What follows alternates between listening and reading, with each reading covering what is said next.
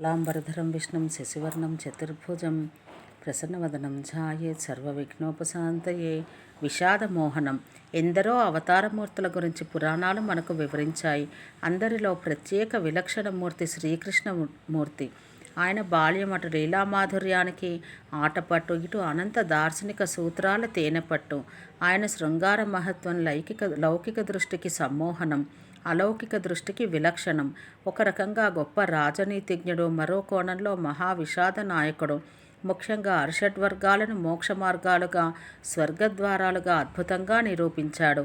ఆ వైవిధ్య స్వభావం గురించి భాగవతం 7వ స్కందంలో నారద మహర్షి విశేషంగా వర్ణించాడు. కామక్రోధ లోభ మోహ మదమాత్సర్యాలనే 6 తలలతో మన మానస సరోవరాన్ని అనునిత్యం కలవరపరుస్తూ ఉంటుంది. మన లోపలి శత్రుకూటమి దాన్ని సమూలంగా తుదముట్టించాలంటే ఘీంకారాన్ని విడిచిపెట్టి ఓంకారాన్ని అందుకున్న గజేంద్రుడి మాదిరి భగవంతుణ్ణి ఆశ్రయించాలని పురాణాలన్నీ సాధారణంగా మనకు చెప్పే మాట. కృష్ణుడి ప్రత్యేకత ఏమిటంటే ఆ 6 ఆయుధాలుగా, సాధనాలుగా మార్చుకుని వాటి సాయంతోనూ తనను పొందవచ్చునని హామీ ఇచ్చాడాయన. కోరికతో, కోపంతో, భయంతో, భక్తితో, అనురక్తితో, ఆసక్తితో, ద్వేషంతో, స్నేహంతో, చివరకు శత్రుత్వంతో సైతం శ్రీకృష్ణుని తమవాణ్ణి చేసుకోవచ్చని భాగవతం నిరూపించింది. అలా ఎవరెవరు ఏ ఏ మార్గాల్లో ఆయనకు దగ్గరయ్యారో నారదుడు వర్ణించి చెప్పాడు. దారి ఏదైనా గమ్యం ఒక్కటే అన్నాడు ఆయన ధర్మరాజుతో. ఉదాహరణకి మనం చెప్పుకున్న శత్రువర్గంలో కామం మొదటిది. దాని ద్వారానే గోపికలు హరిని సొంతం చేసుకున్నారు. కామం అంటే కోరిక, ఆసక్తి, అనురక్తి, తనకు దక్కాలని తహతహ.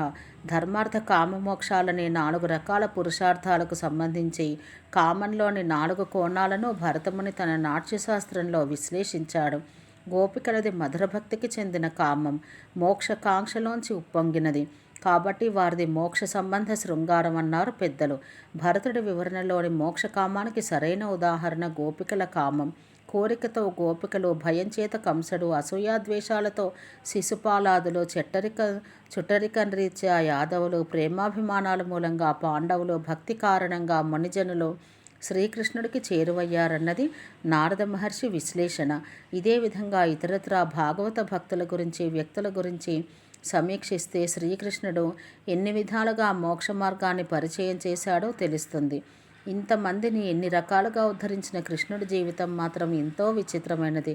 కళ్ళు తెరిచింది కటకటాల్లో, ఊపిరి పీల్చింది అపాయాల్లో, బతుకు గడిచింది గండాల్లో, చివరికి ఆయన చరమదశ పరమచేదే. తన కళ్ళ ముందే తన వారంతా ఒకరినొకరు చంపుకొని దుర్మరణం పాలవుతుంటే కళ్ళప్పగించి చూస్తూ ఉండిపోయాడాయన. కాలి బొటనవేలికి వేటగాడి బాణం నాటుకొని బొట్టు బొట్టుగా నెత్తురు స్రవించి మనుగడ కడతెరిపోవడం అంటే బతుక్కి ఎంత విషాదకరమైన ముగింపు. ఏమనాలి ఆ జీవితాన్ని? కృష్ణ కథను చెబుతూ వ్యాస మహర్షి అద్భుతం అనే పదాన్ని ప్రయోగించారంటే ఎలా అర్థం చేసుకోవాలి దాన్ని? కృష్ణుడి పుట్టుక అద్భుతం, ఆయన లీలలు అద్భుతం, ఆయన బోధించిన భగవద్గీత పరమాద్భుతం. ధర్మం అనే పదానికి రూపం వస్తే రాముడైనట్లు, అద్భుతం అనే భావానికి ప్రాణం పోస్తే అది కృష్ణుడు. ప్రపంచ సాహిత్యం మొత్తంలో కృష్ణుడు ఒకే ఒక్కడు. ఓం శాంతి శాంతి శాంతి.